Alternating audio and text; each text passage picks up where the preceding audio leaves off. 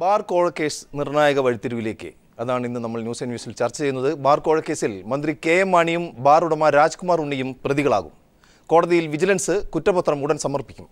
കേസിൽ മാണിയെ പ്രതി ചേർക്കാൻ വിജിലൻസിന് മന്ത്രിസഭായോഗത്തിന്റെ അനുമതി തേടേണ്ടതുണ്ടെന്ന സാങ്കേതികത മാത്രമാണ് ഇനി ബാക്കിയുള്ളത്.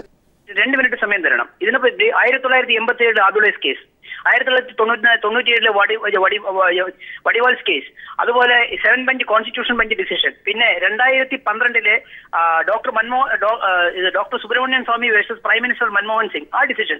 ഈ 4 ഡിസിഷൻ സുപ്രീം കോടതിയിലെ കൺകറന്റ് ആയിട്ടുള്ള finding the governor holds the minister holds office during the pleasure of the governor. അതായത് ഗവർണറുടെ പ്ലഷർ അനുസരിച്ചാണ് മിനിസ്റ്റർ ഹോൾഡ് ചെയ്യുന്നത് ഓഫീസ്.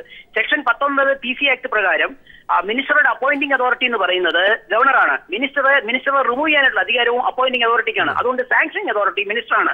അങ്ങനെ ഒരു കുരിശ് വന്ന സ്ഥിതിക്ക് ആ കുരിശ് എങ്ങനെയെങ്കിലും താഴെ ഇറക്കി വെക്കാനാണ് ഇപ്പോൾ എല്ലാവരും കൂടി ശ്രമിക്കുന്നത്. അതിൻ്റെ അന്വേഷണ ഉദ്യോഗസ്ഥന്മാരെ ഒരു തരത്തിലും സ്വാധീനിക്കാൻ കഴിയാതിരുന്നത് കൊണ്ടാണ് ഇതിത്രയും നീണ്ടുപോയത് എന്നുള്ളത് നമുക്കെല്ലാവർക്കും അറിയാം. അതല്ലായിരുന്നെങ്കിൽ ഇത് നേരത്തെ തന്നെ ചുരുട്ടിക്കൂട്ടി ഈ സാധനമെല്ലാം ഈ ഗവൺമെൻറ് മടക്കി വെക്കുമായിരുന്നു. ഇത് അതിനൊന്നും നിർവാഹമില്ലാത്ത രീതിയിൽ നമ്മുടെ പത്രമാധ്യമങ്ങളും അതുപോലെ തന്നെ രാഷ്ട്രീയ ഇടതുപക്ഷ പാർട്ടികളും പ്രതിപക്ഷ പാർട്ടികളും ഒക്കെ ഇതിനെതിരായി വലിയൊരു നിര തന്നെ സൃഷ്ടിച്ചിരുന്നത് കൊണ്ട് ഇതിനകത്തുനിന്ന് തലയൂരി പോകാൻ കഴിയാതിരുന്നത് കൊണ്ടുമാണ് ഈ കേസ് ഇങ്ങനെ നീണ്ടു വന്നത് എന്ന് നമുക്കെല്ലാവർക്കും അറിയാം. ഇത് ഒരു തരത്തിലും മാണിയെ ഇതിനകത്ത് പ്രതിയാക്കരുത് എന്നുള്ളതാണ് മുഖ്യമന്ത്രിയുടെയും അതുപോലെ തന്നെ ഇപ്പോൾ ഭരണമുന്നണിയിലെ മറ്റുള്ളവരുടെയും ഒരു ആഗ്രഹം. അതിനനുസരിച്ചുള്ള കാര്യങ്ങൾ അവർ നീക്കി നോക്കി, പക്ഷേ നടന്നിട്ടില്ല. ഇപ്പോഴും നടക്കും എന്നുള്ള പ്രതീക്ഷയും നാം വെച്ച് പുലർത്തേണ്ട. അമിതമായ ആവേശമൊന്നും ഈ കാര്യത്തിൽ വേണ്ട. മാണിയെ എക്സോണറേറ്റ് ചെയ്യാൻ കഴിയുന്ന രീതിയിൽ വിജിലൻസിൻ്റെ ഭാഗത്തു നിന്ന് എന്തെങ്കിലും ഉണ്ടായാൽ അതും നമ്മൾ അതിശയിക്കപ്പെടേണ്ട കാര്യമില്ല. കാരണം അത്തരത്തിലുള്ള സമ്മർദ്ദം ഇപ്പോഴും ഞാനിവിടെ ഈ ചർച്ചയിൽ തന്നെ പറഞ്ഞിട്ടുള്ളതുപോലെ മുഖ്യമന്ത്രിയുടെ ഭാഗത്തു നിന്ന് ഈ എൻക്വയറി ഉദ്യോഗസ്ഥന്മാരോട് നിങ്ങൾ വലിയ അന്വേഷണങ്ങളൊന്നും നടത്തണ്ട, നിങ്ങളൊരു സർക്കിൾ നിലവാരത്തിലുള്ളൊരു റിപ്പോർട്ട് തയ്യാറാക്കി അങ്ങ് അയച്ചാൽ മതി എന്ന് നിർദ്ദേശിച്ചതായിട്ട് പോലും അറിയാനിടയായിട്ട്. തീർച്ചയായിട്ടും തെളിവുകളുണ്ടാവും, കുറ്റം ചെയ്താൽ ശിക്ഷിക്കപ്പെടേണ്ട സാഹചര്യം ഉണ്ടാകും എന്നുള്ളത് സത്യം തന്നെയാണ്.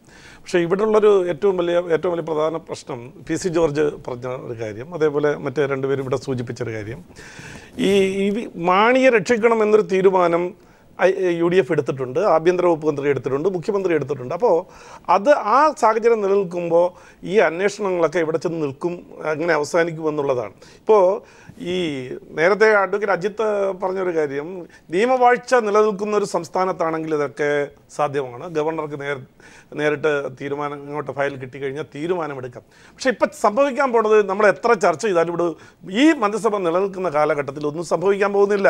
ഇപ്പോൾ വിജിലൻസ് കുറ്റപത്രം തയ്യാറാക്കി കഴിഞ്ഞാലും ഈ കുറ്റപത്രത്തെ സംബന്ധിച്ച് വിജിലൻസ് ഒരു തീരുമാനമെടുക്കണം. ആ തീരുമാനമെടുക്കാൻ ഈ വിജിലൻസ് ഗവൺമെന്റിനെതിരായിട്ടുള്ള തീരുമാനങ്ങൾ അട്ടിമറിക്കുന്നതിന് വേണ്ടിയിട്ട് ഈ ഗവൺമെന്റ് വന്നപ്പോൾ തന്നെ വിജിലൻസിന്റെ ഒരു അഡീഷണൽ ഡയറക്ടറെ നിയമിച്ചിട്ടുണ്ട്. അദ്ദേഹത്തിന്റെ പ്രധാന ജോലി ഗവൺമെന്റിനെതിരായിട്ടുള്ള വിജിലൻസ് അന്വേഷണങ്ങൾ അട്ടിമറിക്കുക എന്നുള്ളതാണ്. ഞാൻ പേര് പറയാൻ ആഗ്രഹിക്കുന്നില്ല. നമ്മുടെ ഒരു സുഹൃത്ത് ദാമോദർ പ്രസാദ് ഇന്ന് ഫേസ്ബുക്കിൽ ഒരു പോസ്റ്റ് ഇട്ടിരുന്നു. സ്വാഭാവികമായും തീർച്ചയായും ജനപക്ഷം എന്നൊക്കെ പറഞ്ഞുകൊണ്ടുള്ള ചർച്ചകൾ യാതൊരുവിധ സ്വാഭാവികതയും ഇല്ലാതെ പോകുന്നു എന്നുള്ളത്. നമുക്ക് കുറച്ചുകൂടി സ്വാഭാവികമായ ചില കാര്യങ്ങൾ കൂടെ ഇന്നത്തെ ചർച്ചയിലേക്ക് കൊണ്ടുവരാം എന്ന് തോന്നുന്നു. ശ്രീ SR ശക്തിധരൻ, എന്തോ വിഷയങ്ങളാണ് ഈ വിഷയം, ബാർ കോഴ അഴിമതി വിഷയം എത്ര ചർച്ച ചെയ്തിട്ട് എന്താ കാര്യം?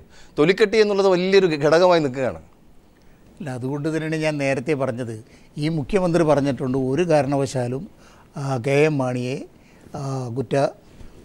കുറ്റാരോപിതനാക്കില്ല എന്നുള്ളത് വളരെ കൃത്യമായി തന്നെ പറഞ്ഞിട്ടുണ്ട്. പിന്നെ അവരുടെ കീഴിലുള്ള ഈ മറ്റേ ഉദ്യോഗസ്ഥന്മാർ അന്വേഷിച്ചിട്ട് അവർക്കെതിരായിട്ടൊരു റിപ്പോർട്ട് എഴുതും എന്ന് വിശ്വസിക്കാനായിട്ടുള്ള വലിയ മൗഢ്യമൊന്നും എന്നെ സംബന്ധിച്ചിടത്തോളം ഇല്ല. അങ്ങനെ എഴുതാനായിട്ട് ധൈര്യമുള്ള ഓഫീസർമാരില്ലാന്ന് ഞാൻ പറഞ്ഞ ഉള്ളവരൊക്കെ ഉണ്ട്. പക്ഷേ അവർക്ക് എഴുതാൻ പറ്റാത്ത അവസ്ഥയിൽ അവരുടെ കൈയും കാലും എല്ലാം ബന്ധിച്ചിട്ടിരിക്കുകയാണ്. ആ കാര്യത്തിൽ ഉമ്മൻചാണ്ടി വളരെ ഭംഗിയായി തന്നെ കളിച്ച് ആ കാര്യങ്ങളൊക്കെ നിർവഹിച്ചിട്ടുണ്ട്. അതായത് ബാർ കോഴക്കേസിൽ K.M. മാണിക്ക് എതിരായി കേരള ഗവൺമെൻറ് ആഭ്യന്തര വകുപ്പിൻ്റെ കീഴിൽ തന്നെയുള്ള വിജിലൻസ് വകുപ്പ് കൃത്യമായ കുറ്റപത്രം സമർപ്പിക്കാനുള്ള സാഹചര്യം ഉണ്ടായിരിക്കുന്നു. ബിജു രമേശിൻ്റെ ഡ്രൈവർ അമ്പിളിയുടെ നുണപരിശോധനാ ഫലം അത് മാണിയുടെ അഴിമതിക്ക് തെളിവായി പുറത്തു വരികയും ചെയ്തിരിക്കുന്നു. ആ ചർച്ചയാണ് നമ്മൾ മുന്നോട്ട് കൊണ്ടുപോകുന്നത്. ശരിക്കും ഇന്ന് പ്രതിപക്ഷ നേതാവ് VS അച്യുതാനന്ദൻ ഒരു അഭിപ്രായ പ്രകടനം നടത്തുകയുണ്ടായി. അതായത് മാണിയെ രാജിവെപ്പിക്കാൻ കോൺഗ്രസ് കേന്ദ്ര നേതൃത്വം തന്നെ ഇടപെടണം എന്നാണ് VS പറഞ്ഞത്. എന്ത് തോന്നുന്നു ശ്രീ SR ശക്തിധരൻ? അതെങ്ങനെ കോൺഗ്രസ് കേന്ദ്ര നേതൃത്വം പറഞ്ഞിട്ടല്ലേ ഈ ഭരണം ഇവിടെ നിലനിൽക്കുന്നത്? പിന്നെ അവരെങ്ങനെ ഇടപെടുന്നത്? കാരണം കോൺഗ്രസിന് വേറെ എങ്ങുമില്ല. പണ്ട് കമ്മ്യൂണിസ്റ്റുകാരെ കളിയാക്കിയിരുന്ന കോൺഗ്രസ്സുകാരുടെ സ്ഥിതി ഇന്നെന്താ? കേരളം കഴിഞ്ഞാൽ 3 സംസ്ഥാനത്തെ ആകെ ഉള്ളൂ. അതല്ലേ അതിൻ്റെ ഒരു അവസ്ഥ.